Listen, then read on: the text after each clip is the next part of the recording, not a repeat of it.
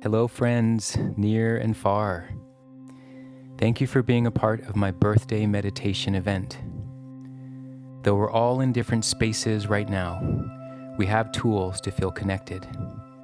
And what I'm referring to goes beyond the computer and phone, beyond the internet and cell tower.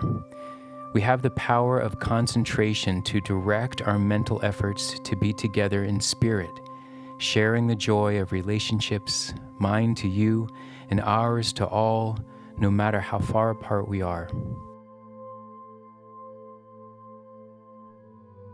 We have the biological setup, the circuitry operating within our brains, our hearts, and even our guts to close our eyes and envision, sense, and feel a connection to one another, and even to something greater than you or me. Take a moment and allow your mind's eye, your heart's knowingness, to call up this connection we all share.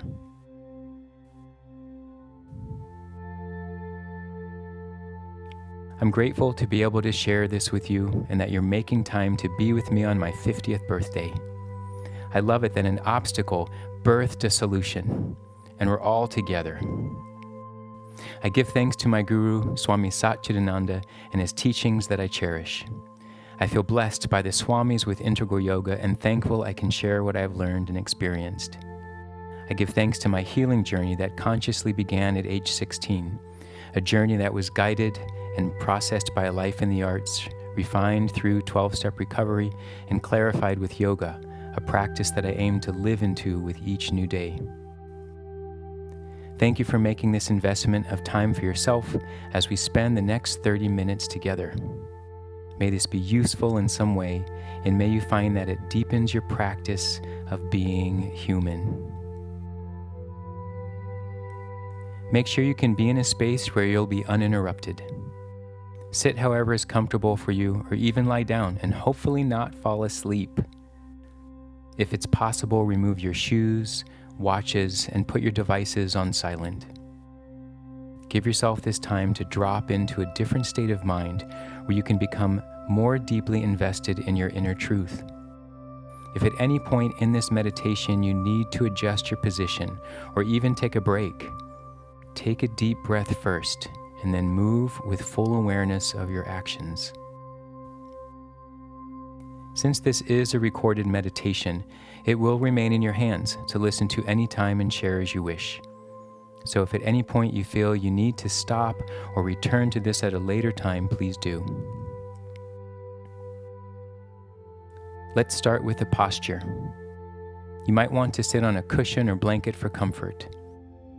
Lengthen the spine and widen the shoulders.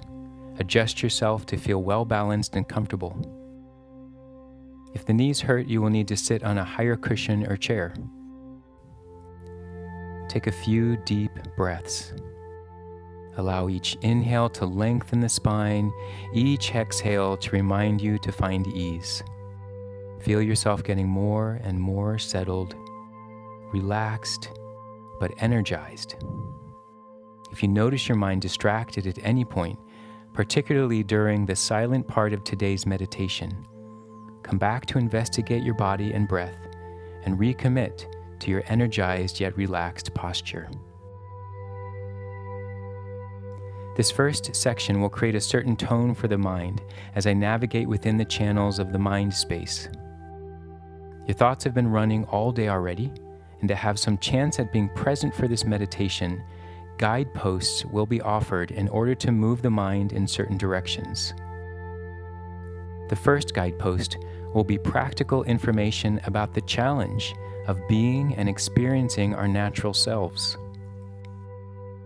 The second guidepost will be one of silent meditation, a space that is driven by your relationship to your breath and relationship to the quiet space within.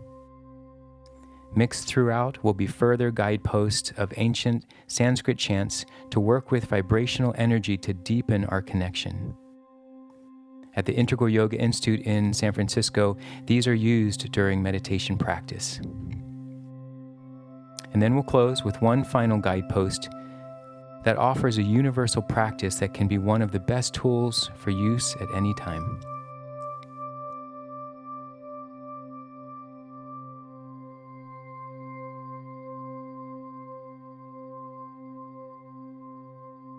starting with Om. Om is the primordial sound, the seed mantra from which all other Sanskrit mantras originate. It is a sound vibration that is simple and pure.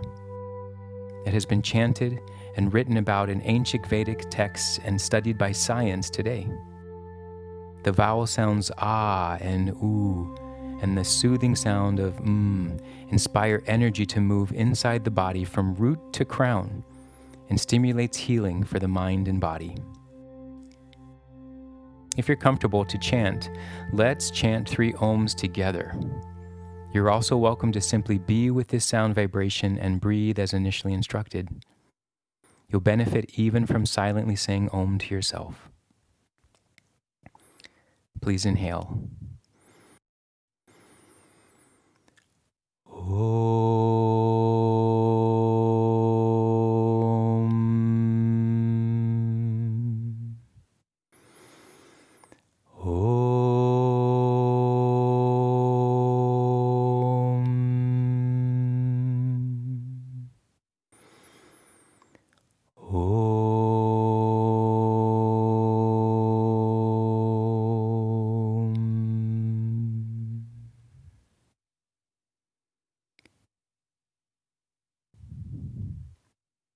As an additional opening chant, I'd like to also share a chant that gives praise to the Om and all that it represents. Om Karam Bindu Samyaktam Nityam Dhyayanti Yoginaha Kamadam Mokshadam Jaiva Om Karaira Namo Namaha. Om, united with the source on which the yogis ever dwell, grants desires and liberation. Salutations to the Om Karam.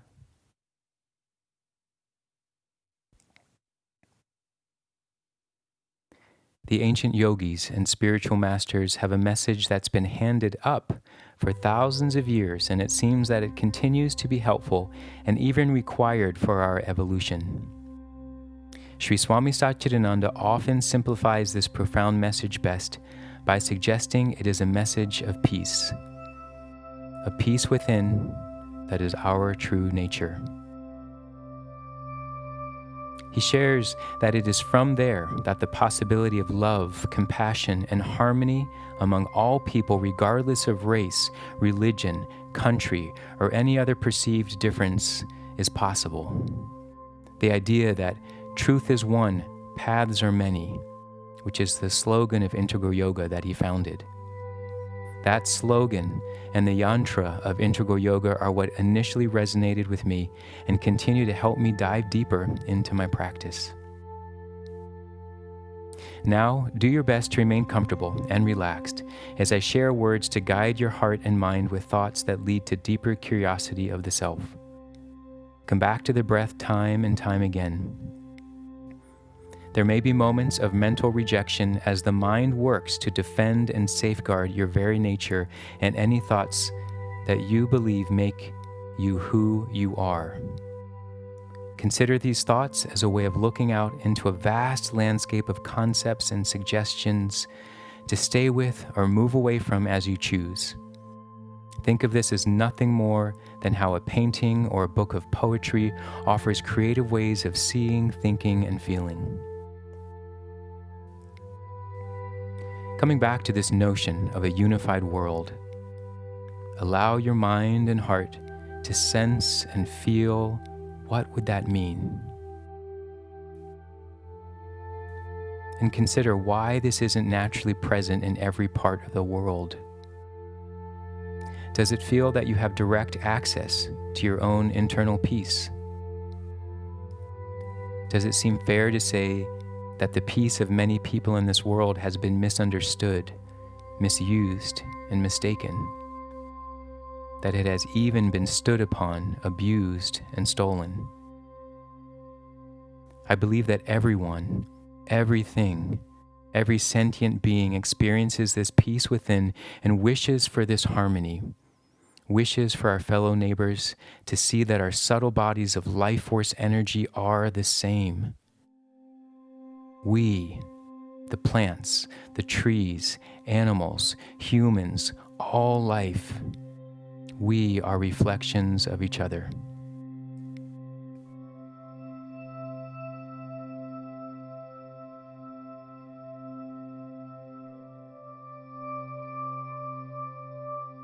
The problem that the ancient yogic teachings speak about is that we are also an ignorant and very externally focused bunch with much to learn before we freely will see the beauty of diversity on the outside. Our limited selves, our I, me, mine, ego, makes it very difficult to focus on this inner truth. Our attachment to what we believe makes us feel safe and feel alive clutters the mind and obscures this peace. Our aversions and feelings of disgust also impede the flow of this peace. Our clinging to life itself and fear of letting go suspends us in a false timelessness of being alive. These are known as the 5 kleshas, defined as obstacles to our peace from the Yoga Sutras of Patanjali.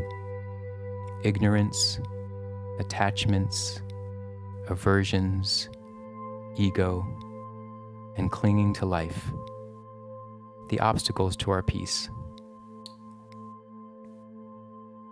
It takes a great deal of work to access our peace, given that there are so many obstacles to experience our own inner peace. So saying that peace is the answer is nowhere near a simple mission.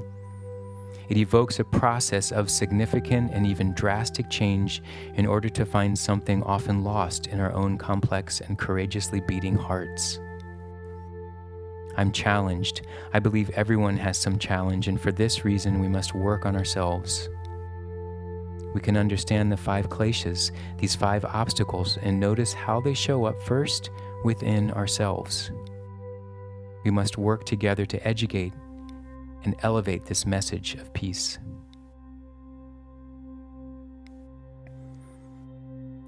This world has trained us to settle for a life filled with distractions. We are distracted by power, by fame, by fortune, by status, by convenience, by dislikes, and even the effort of striving to be who we are and are not. Whole systems are built to support and sustain this process, just as we ourselves have built unconscious systems to see and not see certain things with our own eyes and mind. There is so much that we miss.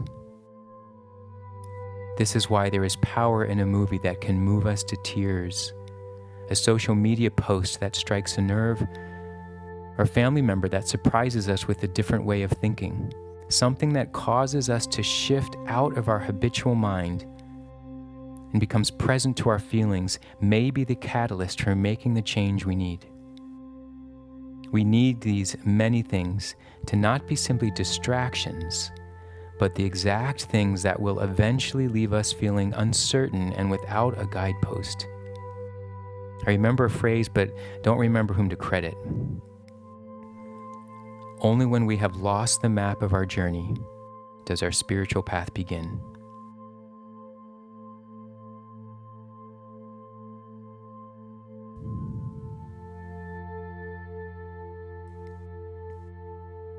This pandemic has created a dramatic pause without a clear guidepost.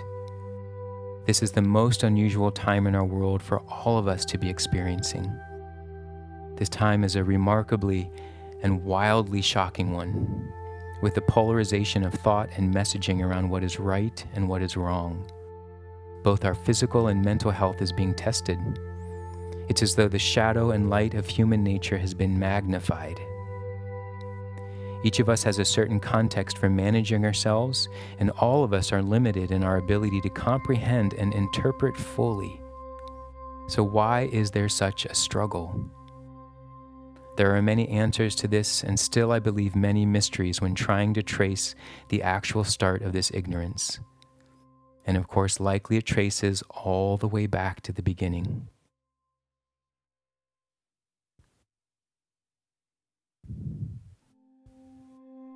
So it's not answers that I want us to seek right now. I'd like us to explore the space of the unknown and not immediately assert answers to the questions that arise. We have a vast space to drop into that will provide a communion with a higher self. Even a meaningful topic with the self, immersed in the endless sea of worldly information, will prove to be a distraction. Instead, let us welcome a space beyond what we usually reference. And let us find the humility to shed all the ways we work hard to make rights and wrongs. And as we remove the neatly constructed quilt of ignorance that was covering our eyes from truth, then we can take action to free ourselves from endless harm.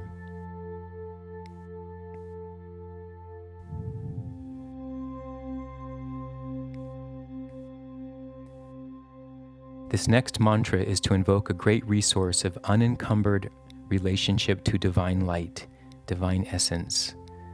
This speaks of the Divine Mother and Father, the connections to divine relationships that aren't trapped in the tangle of human emotion. This chant has helped my worldly relationships in that I have less need for these to be anything more than they are. I've learned that we all have a more deeply rooted relationship to something greater than any one person, even beyond what our birth mother and father could offer.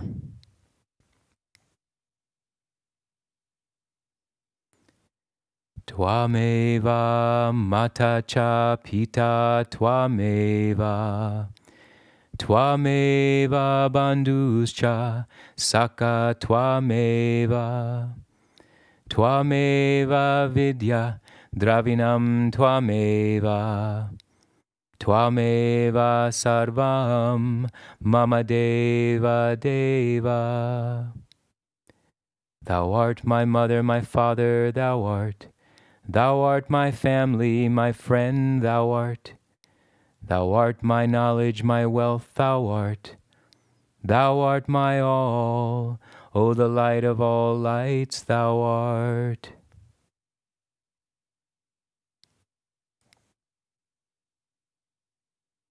We will now take the next 10 minutes for a silent connection and meditation.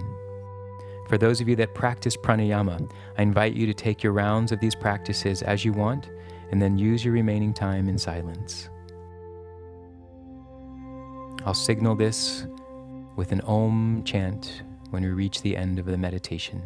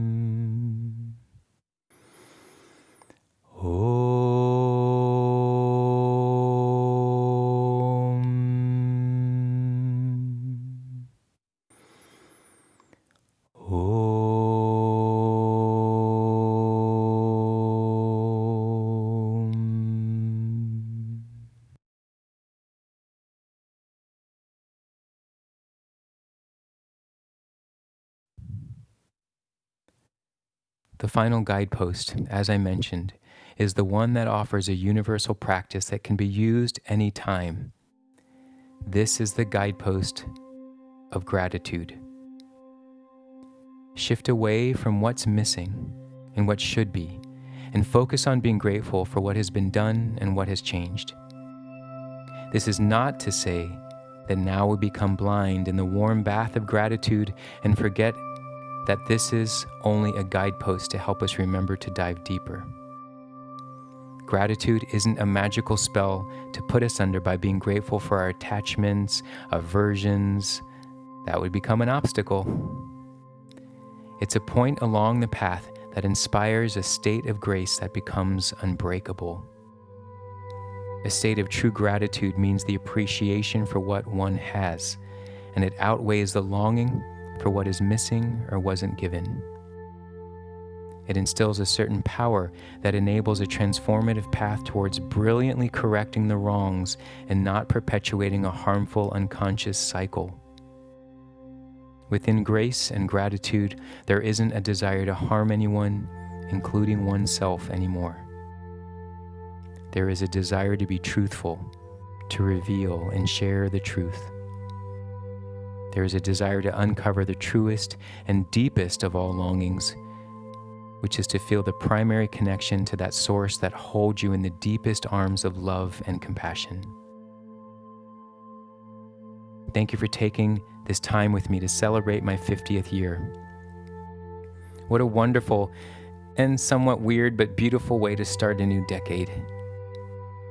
Stand up and stretch, move around, and drink some water to refresh and rehydrate. Take good care and enjoy the rest of your day. I'd like to close this with chanting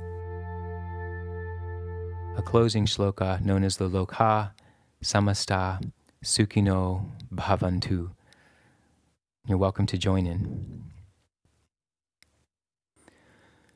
Lokha Samasta Sukhino Bhavantu.